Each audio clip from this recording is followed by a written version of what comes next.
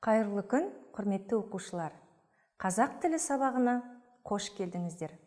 Бүгін сіздерге сабақты жүргізетін мен Ақсылу Шынболатқызы. Ал сабақтың тақырыбы Қазақстандағы туризм деп аталады. Ал сабақта меңгерілетін оқу мақсаттарына келетін болсақ, тыңдалым материалында айтылған мәселеге сыни көзқарасын білдіру. Яғни біздер бүгінгі тақырып бойынша мәтін тыңдап, сол мәтіндегі негізгі ақпараттарды анықтап, өз пікірімізді білдіреді екенбіз. Ал енді Қазақстандағы туризм туралы қысқаша ақпаратпен танысайық. Жалпы туризм дегеніміз адамның демалу, емделу, танымдық мақсатымен жасалған саяхаты екен. Ұлы Жібек жолы бойында орналасқан қалалар мен табиғаты ғажайып жерлер ежелден саяхатшылардың назарында болған. Қазақстандағы алғашқы туристік ұйымдар 20 ғасырдың 20-30 жылдары басталған екен. Мысалы, 1929 жылы Алматы қаласында тұңғыш туристік жорық ұйымдастырылды. Еліміздегі туристік ресурстарға табиғи климаттық, тарихи, әлеуметтік мәдени, сауықтыру және тағы да басқа нысандарды жатқызуға болады. Әрине, туризм тақырыбы сіздерге география пәнінен өте таныс. Ал енді біздер осы тақырып бойынша жаңа сөздермен танысып, мәтіннен қажетті ақпаратты анықтай білуді үйренеді екенбіз. Енді жаңа сөздермен танысып көрейік. Бірінші сөз сауда-саттық. Бұл күрделі сөз. Сатып алу, сату сияқты алыс-беріс іс. Мысалы, базар сауда-саттық жасайтын орын. Келесі сөз. Бұлар антонимдер: өркендеу және құлдырау. Өркендеу жан-жақты өсу, даму, көркею дегенді білдіреді. Мысалы, ежелгі Рим қаласы 2 ғасырда өркендеді. Ал енді құлдырау сөзіне келетін болсақ, жағдайы нашарлау, төмендеу дегенді білдіреді.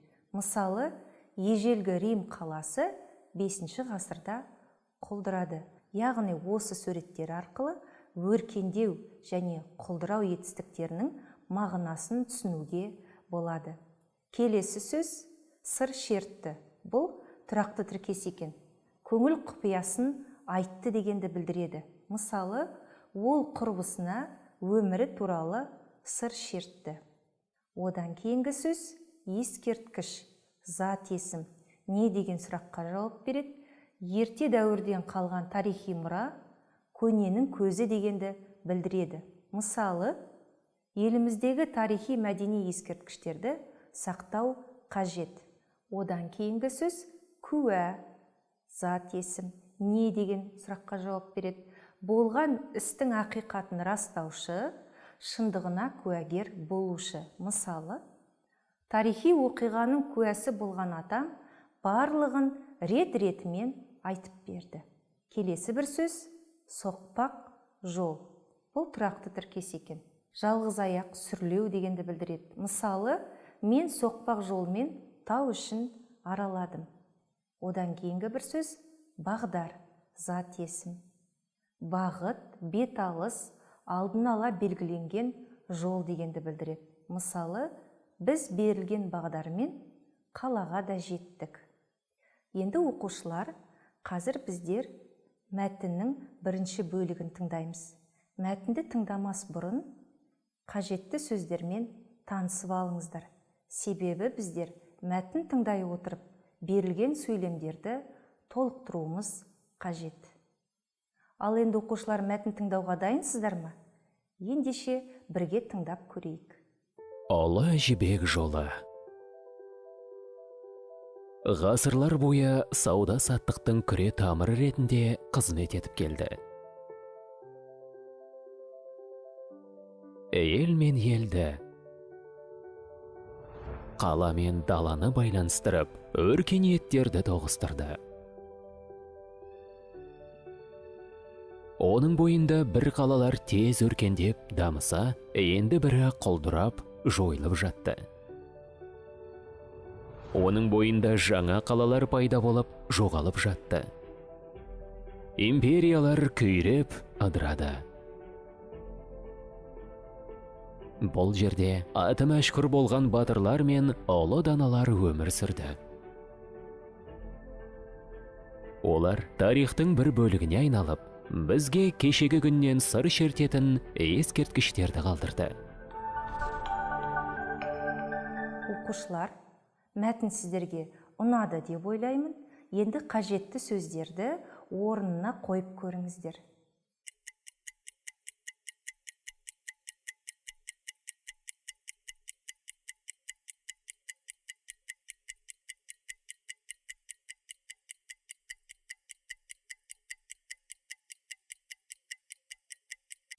Жауаптарыңыз дайын ба? Мәтіннен қажетті ақпаратты анықтап үлгердіңіздер ме? Ендеше жауабын салыстырайық. Бірінші сөйлем.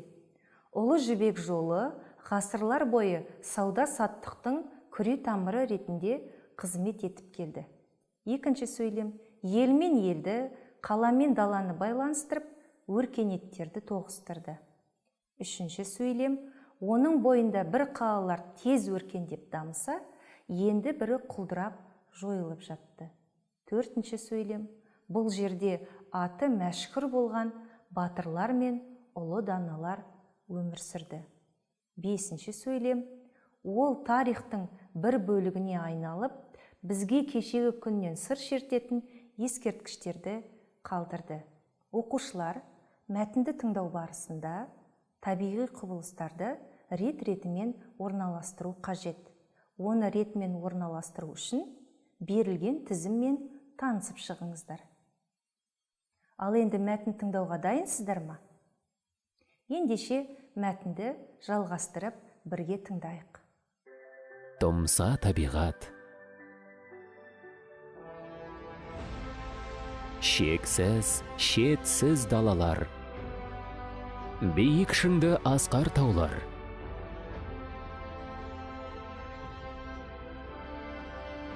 Кіршіксіз мөлдір сулы көлдер.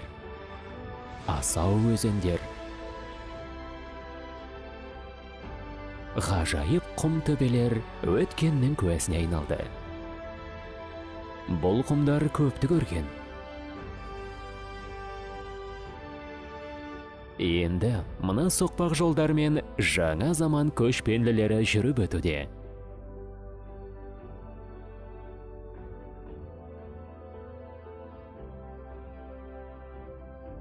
Олар тарихтың жаңа парағын ашуда. Болашаққа бағдар түзеген елдің, өткенін естен шығармаған елдің, Қазақстанның жаңа тарихын жазуда. Оқушылар, мәтінді тыңдап, берілген сөздерді тауып көрдіңіздер ме? Енді ретімен орналастырып көріңіздер.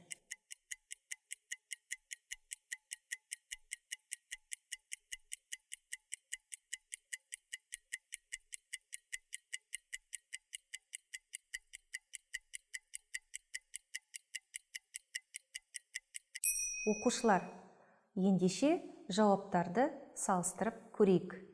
Бірінші сөз тұмса табиғат. Екінші сөз тіркесі шексіз, шетсіз далалар. Одан кейінгі айтылған ақпарат биік шыңды асқар таулар. Төртіншісі суы мөлдір көлдер. Бесіншісі асау өзендер. Алтыншысы ғажайып құм төбелер екен. Сіздердің де жауаптарыңыз дұрыс болды деп ойлаймын.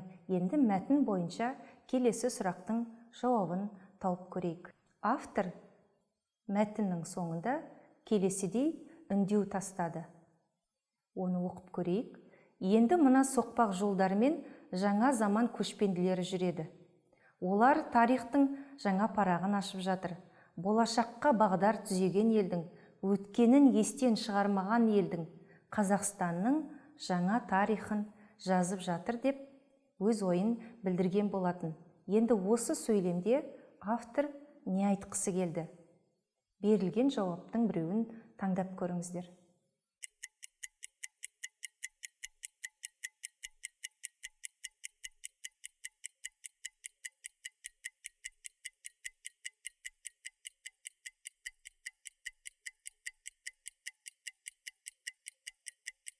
Жауабын белгілеп үлгердіңіздер ме? Ендеше дұрыс жауаппен салыстырайық. Автор бұл сөйлемдер арқылы жаңа заман өкілдері өткенді ұмытпай, жаңа тарихты жазып жатыр деген ой айтқысы келді. Яғни мәтінде көтерілген мәселе бұл өткенімізді ұмытпау, алайда жаңа тарихты да жалғастырып, Қазақстанның өркендеп өсуіне үлесімізді қосу екен. Енді оқушылар, біздер мәтін бойынша өз пікірімізді білдіру үшін келесі сұрақтарға жауап беріп көрейік.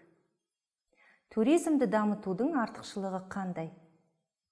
Туризмнің табиғатқа, тарихи ескерткіштерге зияны тимей ме? Қалай ойлайсыздар? Туризмді дамытқан жақсы, алайда оның қандай да бір табиғатқа немесе ескерткішке зияны тиюі мүмкін бе? Ойланып көрейікші.